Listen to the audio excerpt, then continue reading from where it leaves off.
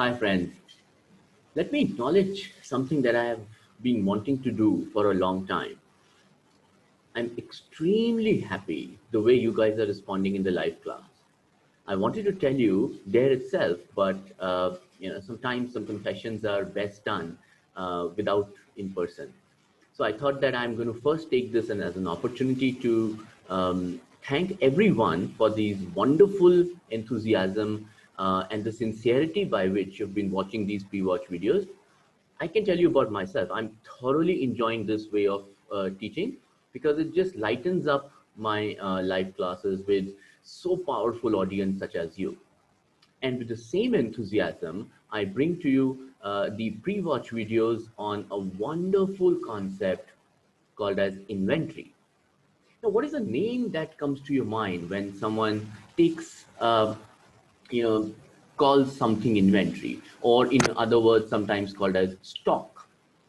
Well, I have a few pictures. Tell me, is some kind of a warehouse come to your mind? The one that you can see on the screen right now, loaded with a lot of boxes, you know, in a proper stacked fashion, where it is properly organized, and some people are putting some stuff up, some people are taking some stuff out. So there's an inflow or an outflow both at the same time, or an image such as this come to your mind, this one, the one that you have right now. Um, perhaps, perhaps what you see is something that you are again going to see in some other module with the name Operation Research or Operations Management, where supply chain and inventory management is going to be looked at more from a mathematical and a quantitative point of view, where the micromanagement would be done in order to take better decisions, in order to give you more efficiencies. In corporate finance, you're also going to look at something called as inventory as part of working capital management, where again, out of the decision making, but yeah, in corporate finance, a little more strategic, not too micro like operations management. So as a strategic decision making under corporate finance, you're going to talk about working capital management. Okay, one of the parts there, where again the decision that the firm has to take is how much inventory to keep. Okay, too high inventory, some pros and cons. Too less in inventory, some pros and cons. That's there. All the decision making happens there. We in accounting, which is you and I together, are going to talk about the inventories. We're going to learn the basics. We're going to understand what they actually are, and do a bit of accounting together. But as our style has always been, and you have appreciated that, thank you very much for the feedback. There's always a good idea to look at the business part first, because then the appreciation of accounting becomes much more easier, right? So I'm going to start off with something very, very basic. And I'm not going to kind of play it very complicated, because the concept doesn't demand really like that. It's one of the easiest things that you're going to look at. And in case you happen to have done earning per share, then this concept anyways is going to look very, very easy. It's like a low hanging fruit from an exam standpoint as well. So people, what is an inventory? I think the most important thing that should come to your mind whenever anyone talks about something called as inventory is the tangibility.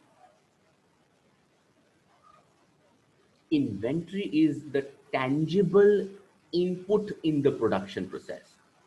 Okay, and it's very crude way of definition. Let me also tell you that inventory is a phenomena which is going to be seen only in a product based company.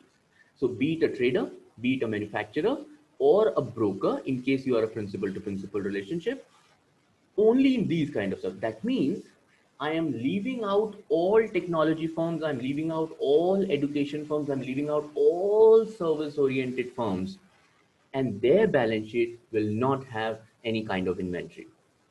So what is inventory? Is saying that it's a tangible input to the production, is that enough? Well, actually, no. Let me give you a relatively more meaningful definition.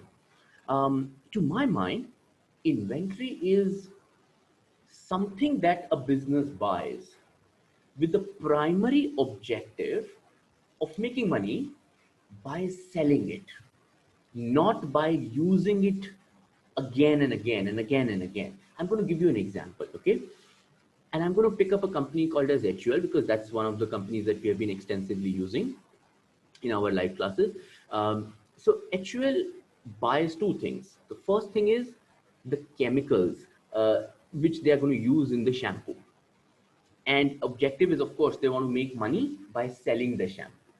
The second thing that HUL is going to buy is a big machinery which is going to mix the shampoo and get some kind of a particular flavor. So you have a menthol based shampoo, you have an anti-dandruff shampoo, you have a with conditioner shampoo, and so on and so forth. So that particular mixer gives you that capability. Now, if you are HUL and the commonality in both transactions is that your money goes out.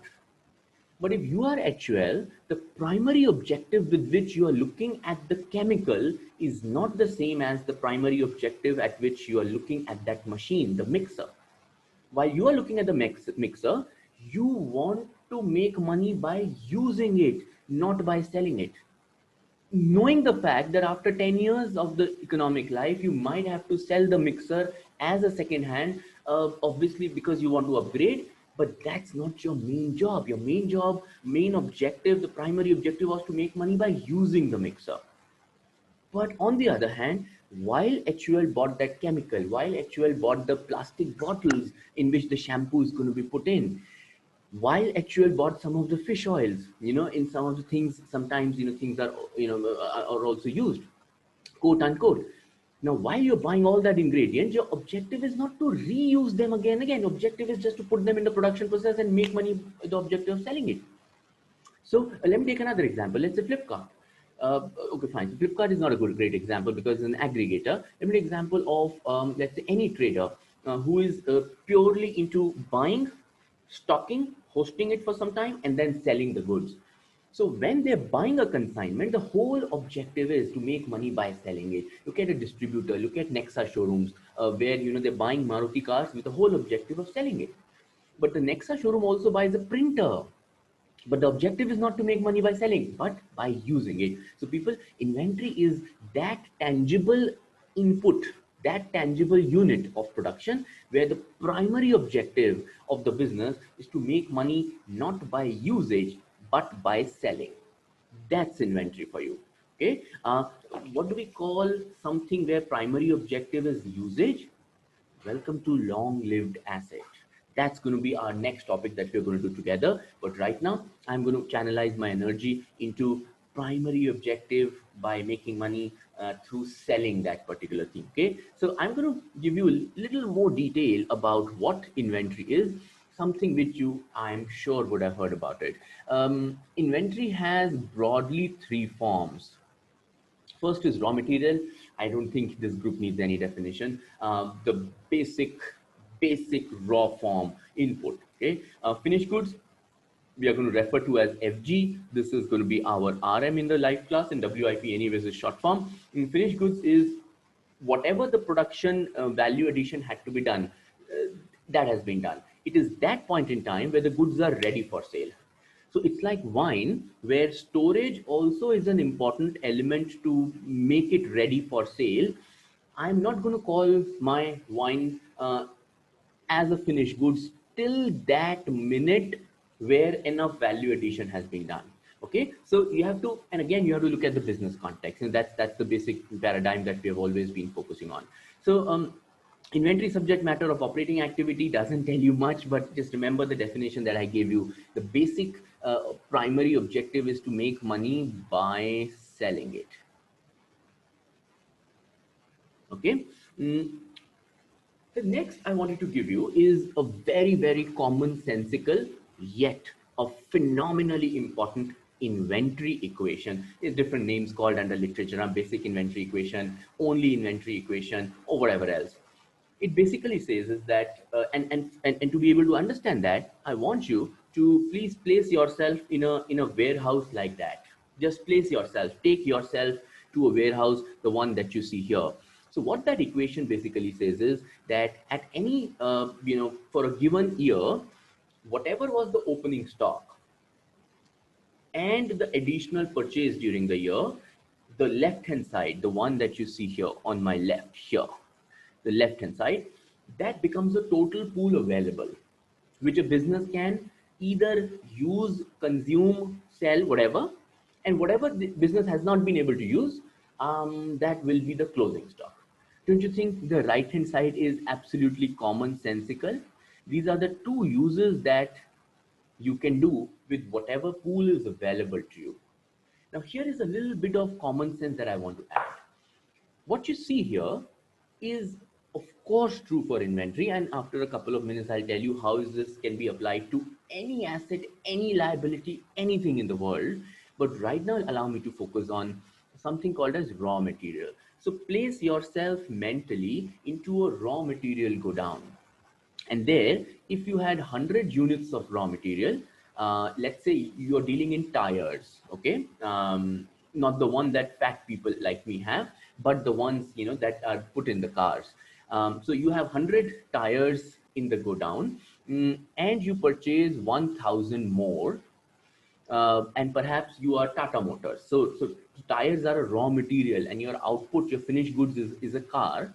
Um, Out of total 1100 that you have, you consume 900. So how much is left in the stock? 200. Okay, that's a very simple math. That's a very simple math. But what I wanted to kind of get through to you is that this is like an outflow, which in case of raw material will be consumption, because typically raw material will be consumed. Okay, that's the way raw material will go out of the raw material go down. And this 1000, which is like an inflow, will typically be the purchase. Okay, so perhaps the way I have written this equation is more from the point of view of raw material. Let me highlight the difference what I'm trying to put across.